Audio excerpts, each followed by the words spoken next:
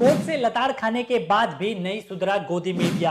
तबलीगी जमात के खिलाफ दोबारा से फैला रहा है फेक न्यूज। नमस्कार, मैं हूं आपके साथ समीर सिद्दीकी। आप देख रहे हैं द वॉइस हिंदी। बात करें दंगाई चैनलों की, तो ये दंगाई चैनल बिल्कुल भी सुधरने का नाम नहीं ले रहे। इसी के साथ ये जो न्यूज़पेपर है हमेशा ही सरकार के सामने नतमस्तक हुए रहते हैं। इनके लिए मानो ऐसे मुद्दे किसी वरदान से कम नहीं है। ये इंतजार ही करते रहते हैं कि कब ऐसे मुद्दे उन्हें मिले जिससे दो समुदाय के बीच तनाव निर्माण हो और एक पार्टी को इसका फायदा चुनाव में मिल जाए। मैं बात कर रहा हूं तबलीगी जमात की। सऊदी अरब के मिनिस्ट्री ऑफ इस्लामिक अफेयर की तरफ से 6 दिसंबर के दिन कई ट्वीट किए गए। इन ट्वीट में उन्होंने लिखा कि तबलीगी दवाह ग्रुप को सऊदी अरब से बैन किया जाता है। साथ ही इस ग्रुप को लेकर उन्होंने ये भी कहा कि आने वाले दिनों में ये ग्रुप आतंकवाद का दरवाजा हो सकता है। साथ ही उन्होंने अपने मौलवी और इमामों से ये कहा कि आने वाले शुक्रवार से पहले दवाह ग्रुप तबलीगी जो है इसे शुक्रवार से पहले इनके लोगों को सऊदी अरब की सारी मस्जिदों से खाली करा दिया जाए।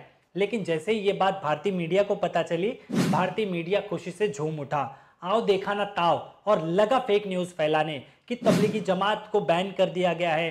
तबलीगी जमात, भारत सहित सभी देशों के तबलीगी जमात के लोगों को सऊदी अरब में बैन किया गया है। लेकिन उस ट्वीट में साफ साफ लिखा है, जो कि भारतीय मीडिया ने बिल्कुल भी उसके हाथ पैर नहीं देखे, उस ट्वीट में लिखा है कि तबलीगी दवाह ग्रुप को सऊदी अरब में बैन किया जाता है, जो कि साउथ अफ्रीका का एक तबलीगी ग्रुप है जिसे बैन किया गया है, न कि भारत सहित अन्य देशों के तबलीगी जमात के लोगों को सऊदी अरब ने बैन किया गया है। लेकिन भारतीय मीडिया, जानते हैं आप किस तरह से है, लग गई रेस इनमें कि कौन सबसे ज्यादा तबलीगी जमात के खिलाफ फेक न्यूज फैलाता है। और सरकार की धुन पे जिस तरीके से ये चैनल कथक करते हैं तो फिर क्या कहने, उसको लेकर भी। और माहौल तो यूपी चुनाव का है, उसको लेकर भी तरह तरीके के सोशल मीडिया से लेकर जो मेन स्ट्रीम मीडिया है उन्होंने भी, सभी ने एक खबर चलाई कि भारत सहित दिल्ली मरकज के तबलीगी जमातियों से सहित अन्य देशों के भी तबलीगी जमात के लोगों को सऊदी अरब से बैन कर दिया गया है। अब आप मुझे कहेंगे कि आप क्यों इतनी मजबूती से कह रहे हैं, इसका तर्क क्या है आपके पास?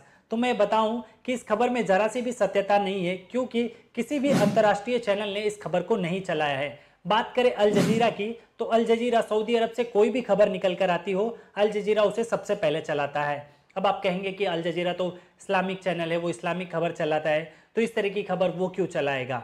तो मैं बात करता हूं कि किसी भी अंतर्राष्ट्रीय मीडिया, मैं बीबीसी को भी इसमें इंक्लूड करता हूं, बीबीसी ने भी ऐसी कोई खबर नहीं चलाई कि सऊदी अरब में तबलीगी जमात को बैन कर दिया गया है। लेकिन भारतीय मीडिया हमेशा से ही कमाल करते आ रहा है और दोबारा कमाल करने की कोशिश कर रहा है।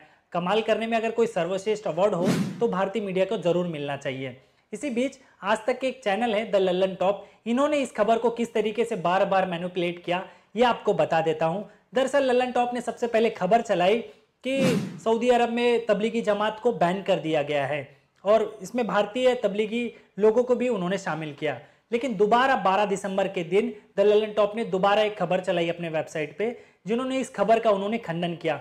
उन्होंने कहा कि हम अपने खबर के पुराने वर्जन को अपडेट कर रहे हैं, और उसमें अपडेट एडिटर कोट करके उन्होंने कहा कि हम उसमें अपडेट ये कर रहे हैं कि साउथ अफ्रीका के तबलीगी दवाह ग्रुप को बैन किया है सऊदी अरब ने, न कि भारत सहित अन्य किसी देश के तबलीगी जमात के लोगों को। वहां उन्होंने खबर का खंडन तो कर दिया, चलो बहुत अच्छा। लेकिन दोबारा 13 दिसंबर के दिन ललन टॉप की तरफ से अपने फेसबुक पेज पर दिल्ली के जो मरकज है तबलीगी जमात का, वहां पर कोरोना काल के दौरान जब लोग अपने घर की ओर जा रहे थे तो उस फोटो को खींचकर और उस पर एक लाइन लिखी कि सऊदी अरब में क्यों बैन हुआ तबलीगी जमात। तो जब आप एक बार खंडन कर रहे हैं कि तबलीगी जमात को बैन नहीं किया गया है और दोबारा 13 दिसंबर के दिन सेम खबर आप फेक न्यूज की तरफ फैला रहे हैं, तो इस तरीके की बचकाना हरकत आपसे उम्मीद कतई नहीं की जाती, क्योंकि द लल्लन टॉप एक जिम्मेदार चैनल है। तो इस तरह की फर्जी खबरों और एक बार खंडन करने के बाद दोबारा फेक न्यूज आप फैला रहे हैं, तो इस तरह की खबर की उम्मीद लोग आपसे कतई नहीं करते। इसी के साथ मैं आपको बता दूं कि कोरोना काल के दौरान आप देखेंगे कि भारतीय मीडिया ने किस तरीके से तबलीगी जमात को कोरोना फैलाने को लेकर निशाना बनाया था और पूरा का पूरा कोरोना फैलाने का आरोप तबलीगी जमात पर मढ़ दिया था। इसको लेकर देश के कई पुलिस स्टेशनों में मामले भी दर्ज हुए। लेकिन ये सब जब अदालत में पहुंचे और जज ने जब ये सब मामले देखा तो जज ने पुलिस को उल्टा इसका जिम्मेदार ठहराया। पुलिस को कहा कि आपने कौन सी जांच की है, कोई भी केस इस मामले में नहीं बनता, और केस को रद्द कर दिया और कई मामलों में तुरंत जमानत दे दी गई। साथ ही कोर्ट ने इन दंगाई मीडिया है जो कि कोरोना काल के दौरान जमकर फर्जी खबरें फैला रहा था तबलीगी जमात को लेकर, इनको भी जमकर लताड़ लगाई और इनको कहा कि आपने तबलीगी जमात को लेकर फर्जी खबर फैलाई है और इनको पत्रकारिता के जो मूलभूत मापदंड है उसको सीखने को कह डाला। लेकिन मैं आपको बताऊं, ये ठहरा भारतीय मीडिया। आने वाले दिनों में भी ये कतई सुधरने वाला नहीं है, क्योंकि माहौल यूपी चुनाव का है।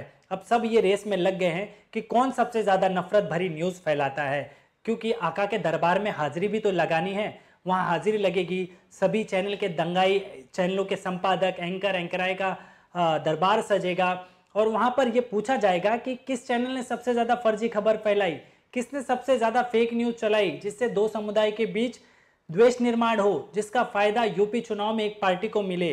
तो क्या करे साहब, दरबार में हाजिरी भी तो लगानी है, इसीलिए हमको इस तरीके की फेक न्यूज़ फैलानी पड़ी।